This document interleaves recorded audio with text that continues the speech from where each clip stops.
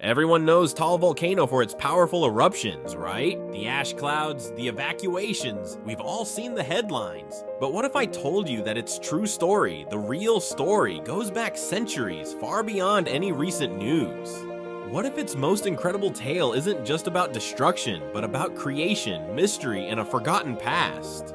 Prepare to uncover a hidden history that reveals how this natural wonder didn't just shape the land, but forged the very identity of the communities living in its shadow. Get ready to see Taal like never before. Okay, let's rewind way back. Before the Spanish even set foot in the Philippines, the landscape here was completely different. That beautiful Taal Lake we see today, it wasn't always a lake. It was actually part of the sea, a massive saltwater bay connected to the sea.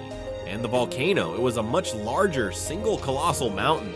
Then, somewhere between 5,000 and 10,000 years ago, it happened.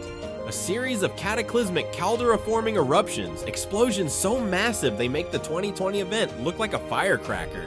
The entire top of the mountain collapsed inward, forming the giant basin we now know as Taal Lake. Over centuries, rainwater filled this basin, and the connection to the sea was sealed off by volcanic debris.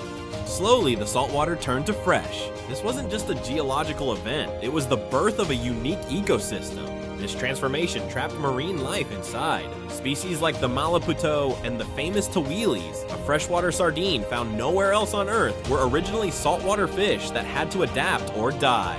They are living relics of Taal's ancient violent past, swimming in the memory of a long-lost sea. The lake itself became the lifeblood of the region, providing food and livelihood for generations. Now, here's where it gets even crazier. For centuries, the center of volcanic activity, the main crater, wasn't where it is today on Volcano Island. The original heart of the volcano, the one the Spanish first documented, was a place called Binintang Malaki.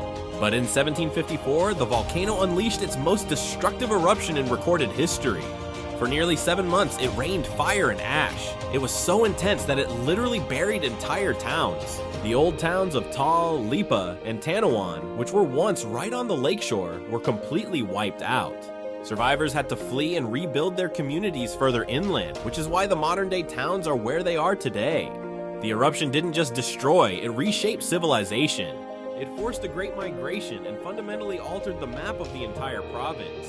The old political and economic centers were gone, buried under tons of volcanic rock. The very crater that erupted, Binintang Malaki, became dormant and a new one emerged, which is the main crater we are familiar with today. The volcano literally moved, so when you look at Taal volcano, don't just see a threat. See a historian, see a creator. Every contour of the land, the location of every town, even the fish in the water, tell a piece of its epic centuries-old story.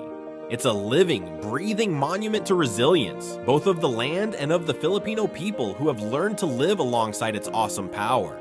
The next time you see its iconic cone, remember, you're not just looking at a volcano.